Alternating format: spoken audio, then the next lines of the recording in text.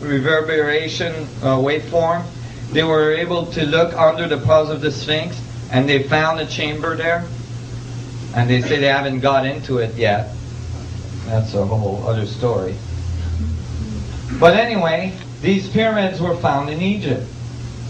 And these ones are datable to 10,000 years.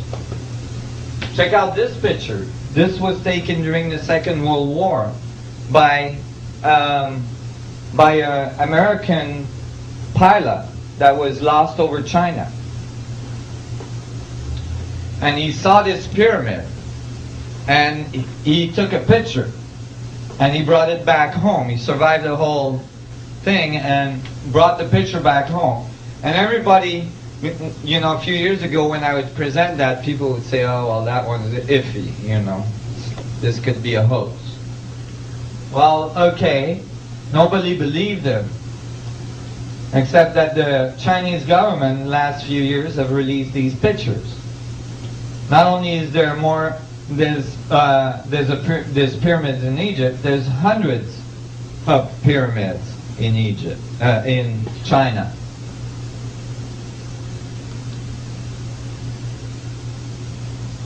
And the Chinese government actually got the farmers to farm on top of the pyramids so that they wouldn't be so apparent by satellite. And the reason why, so here's the poor farmer that got the job. The reason why they were doing that is because they didn't want the Western world to know about these pyramids. Why? Because the legends that comes with these pyramids is that the sun gods built them, and that the sun gods were blue-eyed, blonde-haired people. As far as the Chinese government looked at this, blonde-haired, blue-eyed people had to be Europeans. And the last thing they wanted was European people being responsible for some of the most ancient knowledge of the Chinese tradition. So they didn't want those pyramids to be known by the West. They did find the mummies of these blonde-haired, blue-eyed people in the high desert of China. Over 500 mummies were found. All very tall, absolutely not Asian people.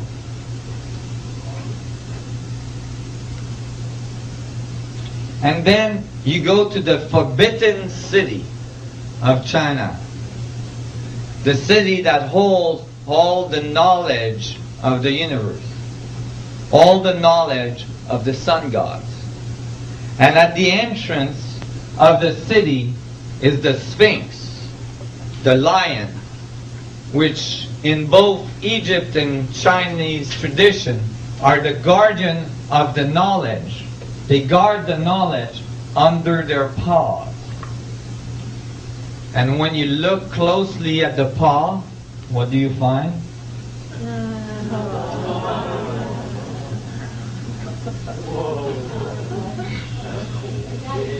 A spherical intersecting pattern of the flower of life, which generates 64 tetrahedron grid.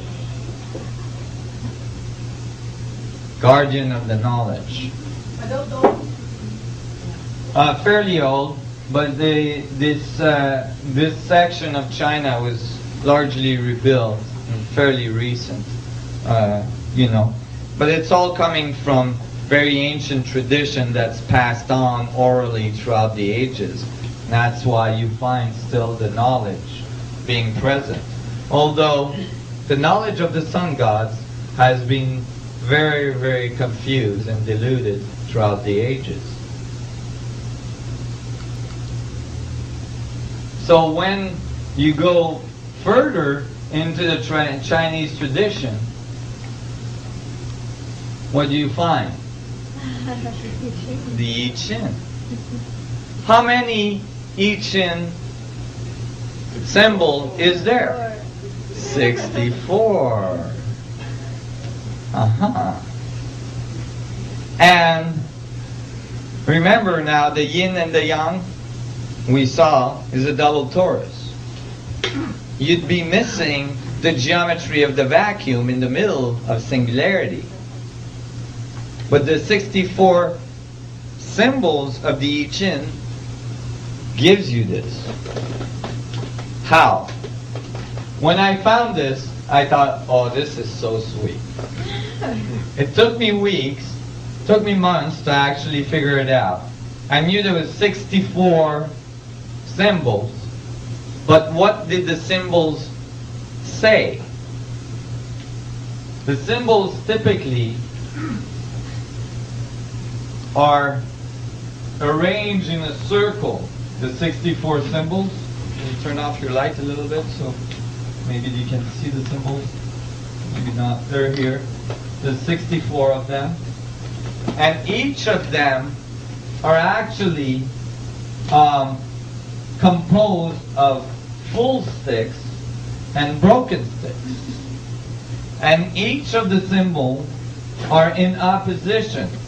So like 1 and 64, 2 and 63, they're all in opposition.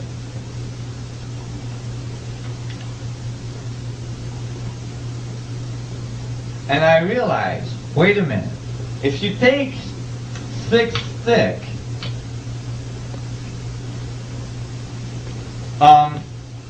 you put them in 3D space, which geometry would you get? Tetrahedron. A tetrahedron. That's the only geometry you can generate out of 6 sticks. But then why the broken sticks? Well, if you're following the code of the I Ching that tells you the sticks are in opposition, then you're gonna need broken sticks. Watch this. Boom, boom, boom, boom, boom. You see? You need broken sticks to do the polar opposite of the tetrahedron. They have to be broken because the sticks intersect. Could you do that again with the light off so you can't see yourself? Okay. Yeah, we don't need lights, period. Well, the video Video does. does. You can see. Boom, boom. Can everybody see this? You need a broken stick to go in between the other sticks to generate the opposite polar structure, which is given by the code itself. Isn't that sweet? And so you take the code, and I didn't have time to do the whole animation. I didn't finish on that. I will when I get better funding.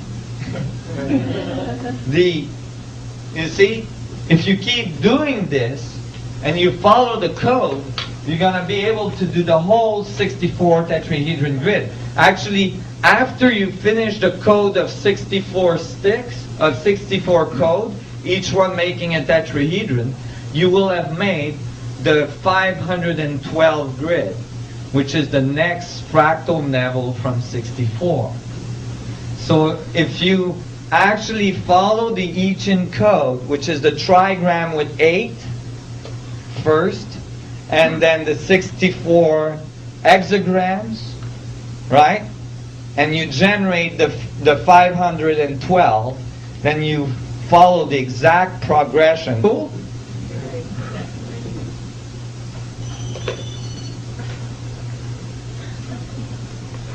So, do we have evidence of the sun gods? We do.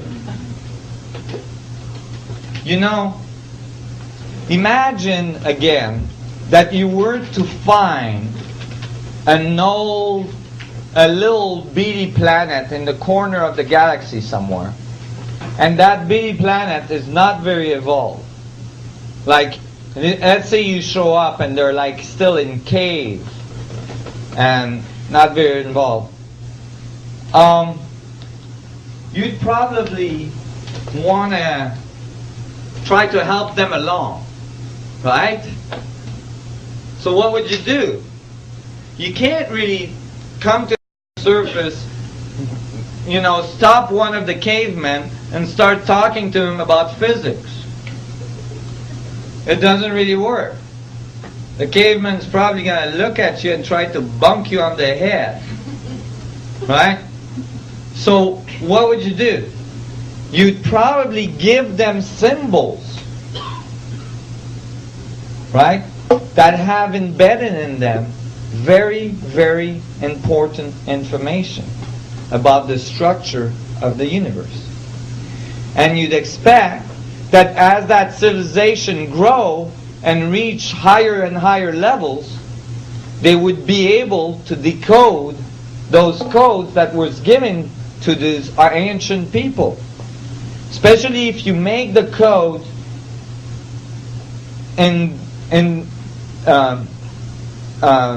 covered with all sorts of religious belief and so on, so that the codes survive all of the ages.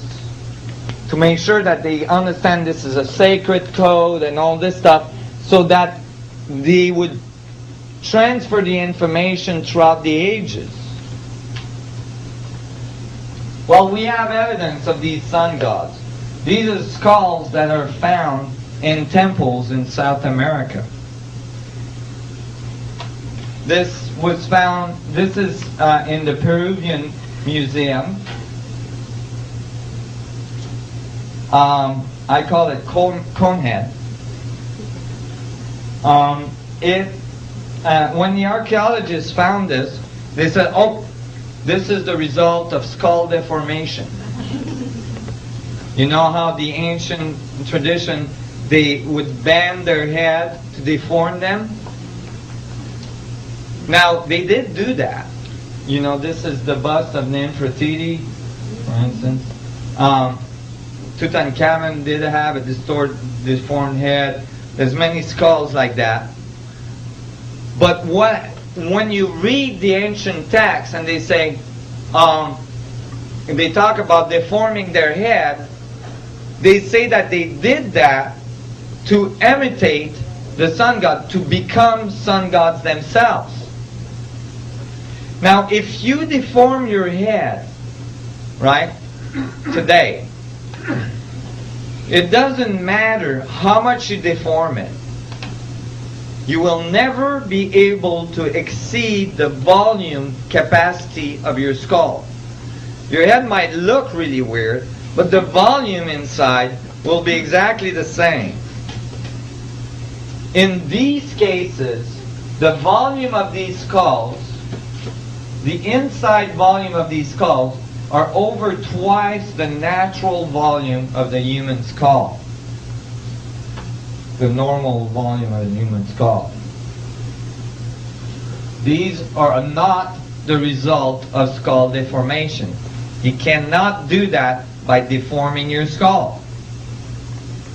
The other thing that's interesting is that the hole at the bottom of the skull here, where the atlas goes in, the spine, tells you how big the person was.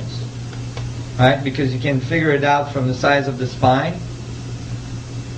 These people had to be between 12 and 15 feet tall. There was giants on the earth. Many ancient texts talks about the sun gods as being giants. These are very, very big people. And the fact that there's multiple of these skulls found in temples all around South America tells you that it's not the result of some deformation.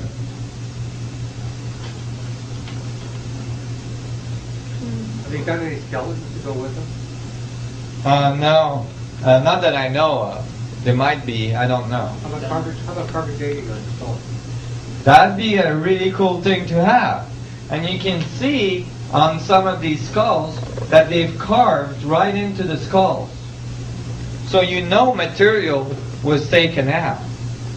Most likely the material was tested. But there is no data available whatsoever on the result of those tests. And if it was tested, would they be able to see if it was also silica?